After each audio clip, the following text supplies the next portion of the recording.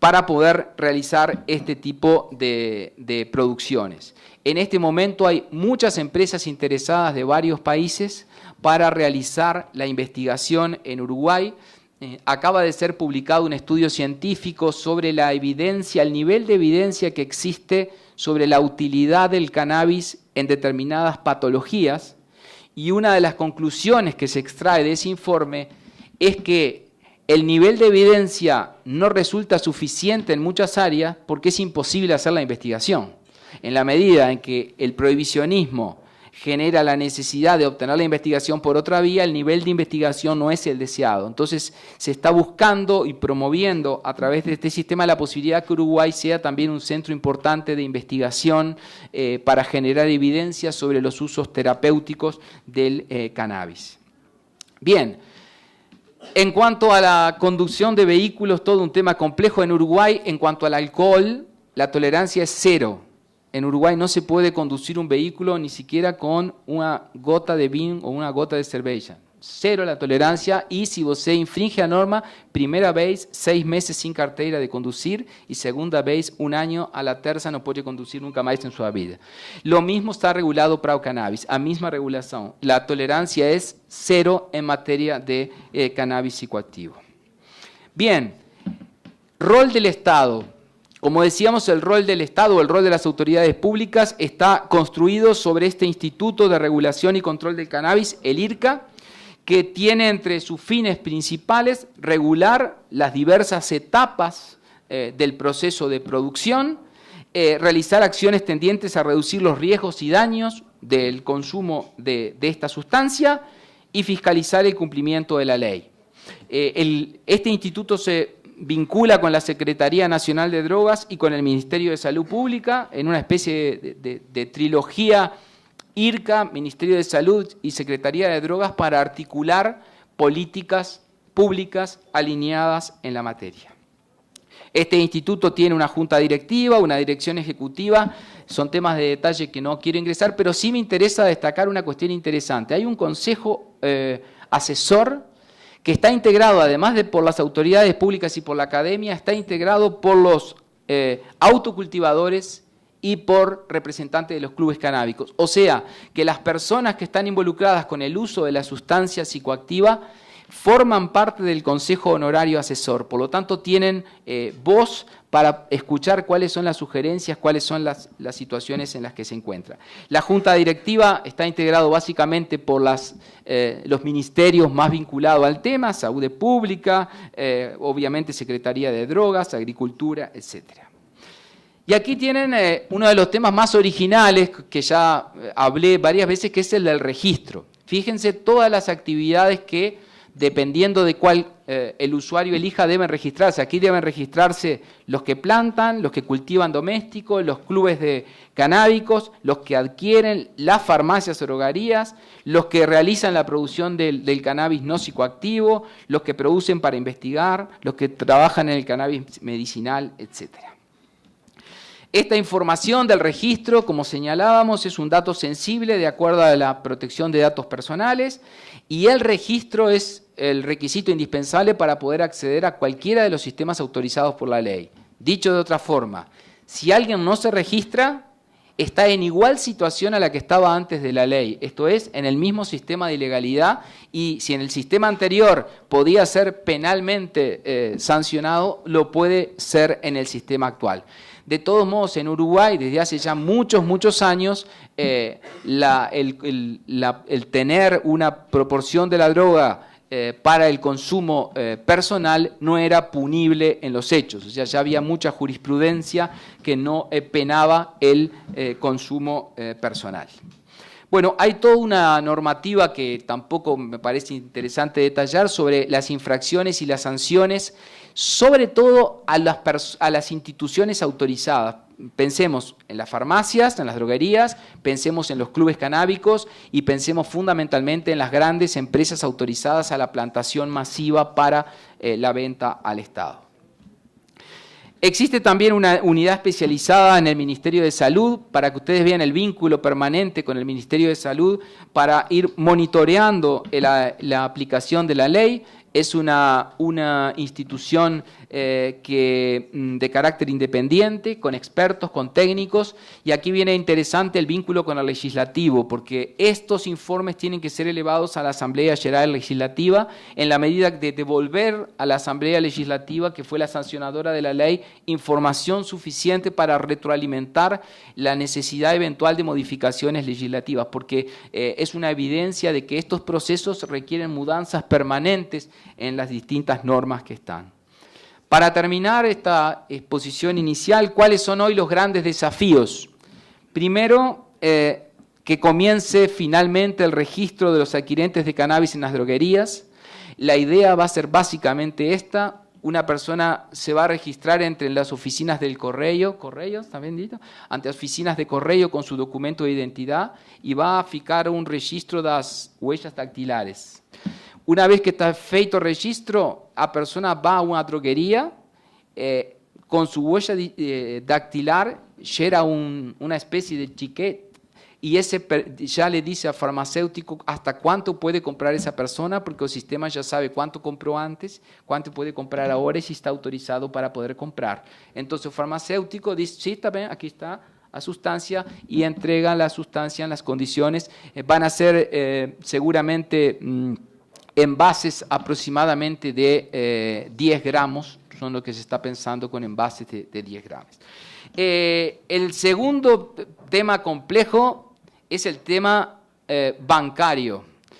Las compañías instaladas en Uruguay tienen dificultades para abrir una cuenta bancaria, porque las instituciones bancarias dicen, hoy você no puede abrir una cuenta bancaria porque mi casa matriz de Estados Unidos o de Alemania dice que este tipo de operaciones no puede. Ahora, afortunadamente, con la situación en Estados Unidos, aparentemente Estados Unidos va a solucionar, porque tiene que solucionar el problema de varios de sus estados, y este tema permitiría realizar la apertura de una cuenta bancaria. Empresas muy importantes tienen que terminar eventualmente utilizando dinero en efectivo. Esto en Uruguay va a tener dos soluciones posibles: o vía Estados Unidos se soluciona, o directamente el Banco Estatal va a asumir este rol. Pero lo que pasa es que si el Banco Estatal lo asume, esto puede generar algún incumplimiento de alguna normativa internacional. Pero en definitiva, esto se está solucionando esta semana, exactamente esta semana. El otro tema es la política de precios. Hay que lograr un precio que sea competitivo con el mercado ilegal, porque si no se tiene un precio competitivo, la gente va a seguir recurriendo al mercado ilegal. Aun cuando, lógicamente, la calidad de la sustancia que venda el Estado va a ser sensiblemente mejor, porque está prohibida la venta de lo que se denomina la macoña prensada, está absolutamente prohibida, con lo cual, obviamente que la calidad del producto no va a tener la cantidad de sustancias terribles que se le adiciona a los daños que ya tiene el cannabis de por sí, pero este es todo un tema, por eso no se paga impuesto a la venta. Las empresas sí van a pagar impuestos de, no sé cómo se dice, de renta, ¿renta es? Van a pagar impuestos de la renta, más el consumidor no tiene que pagar impuestos a valor agregado ni impuestos similares. Está eximido porque si no, el precio no era competitivo con el mercado ilegal. Es necesario también, y esto es una evidencia, revertir la opinión pública parcialmente negativa. La ley fue aprobada por el margen mínimo de cantidad de legisladores, y la sociedad uruguaya está bien dividida, de acuerdo a las últimas encuestas, sobre quiénes están a favor y quiénes están en contra. O sea que no es una sociedad que esté claramente a favor de una posición, está bien dividida.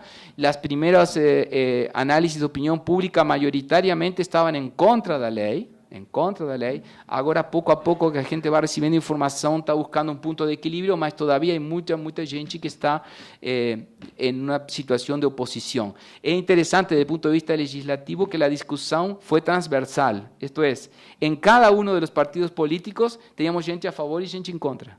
O sea que es una típica discusión que está muy influenciada por aspectos sociales, culturales y de información, y que no necesariamente es una decisión de tipo político como puede ser en otras áreas.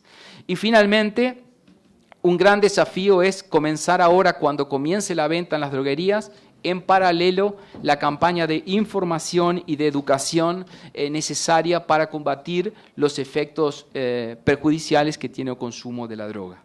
Era simplemente contar uma experiência, não é defender uma ideia, porque este ponto é essencialmente complexo, mas me parecia importante poder compartir com vocês essa que é nossa experiência. Muito obrigado. Muito grato, doutor Santiago. Tenho certeza que teremos muitas questões, eu mesmo tenho algumas. Nós vamos passar a palavra, então, ao doutor Renato para a sua exposição.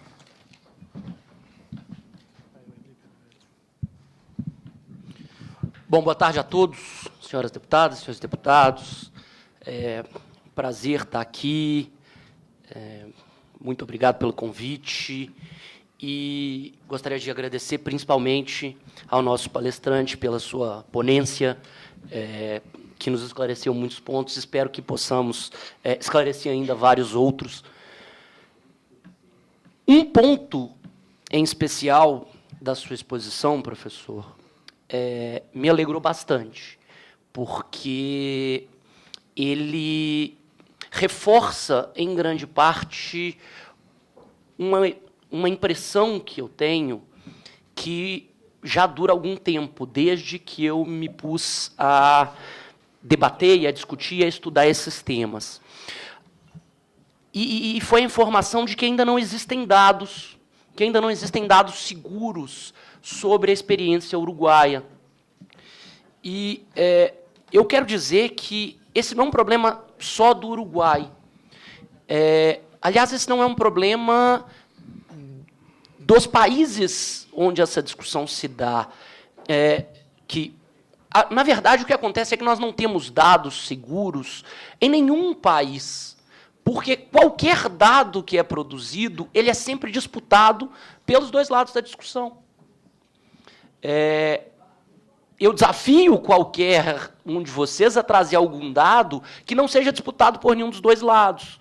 Então, normalmente, quando alguém diz, olha, no Uruguai, o consumo de maconha ele cresceu depois da regulamentação. Várias pessoas vão dizer, olha, não, o que cresceu não foi o consumo. O que cresceu foi o registro, foi a visibilidade, as pessoas passaram a não ter medo, porque aquilo não está mais criminalizado, e elas se registram mais. Ou elas têm menos medo de declarar que consumiram, ou que são usuárias, ou que são até dependentes.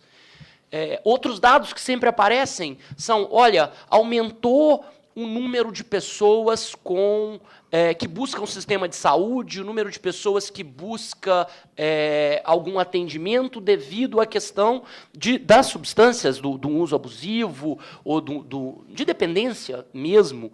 E alega-se, por outro lado, pessoas que não gostam desse dado, que o que aumentou foi apenas as pessoas que optam por buscar os serviços de saúde que antes não buscavam por causa do estigma, por causa de inúmeros problemas, mas ligados à criminalização, etc. Todos vocês já ouviram essas discussões, acredito que já participaram dessa discussão. Eu vou pedir licença, presidente, para me dirigir à plateia e perguntar para vocês algo que eu gostaria de saber antes da gente continuar. Quantos de vocês, aqui hoje, não têm uma posição definida sobre o tema? Bom, a absoluta minoria. E era exatamente o que eu esperava. Quando a gente começa a discutir essas questões, o que a gente nota é algo que vem acontecendo muito com a política atualmente também. Nós estamos vivendo uma polarização bastante dura e que, por vezes, inviabiliza o debate. Eu venho, obviamente, de um background jurídico também, como professor. Minha formação é jurídica, hoje sou coordenador do curso de Ciências do Estado e discuto muito políticas públicas e acho que políticas públicas cientificamente informadas têm que ser algo mais bem pensado e mais bem discutido aqui. Mas a minha posição pessoal quanto a tudo isso, ela tende a desagradar os dois lados. Por quê? Porque ela é uma posição intermediária. E quando nós chegamos a esse debate, a maior parte das pessoas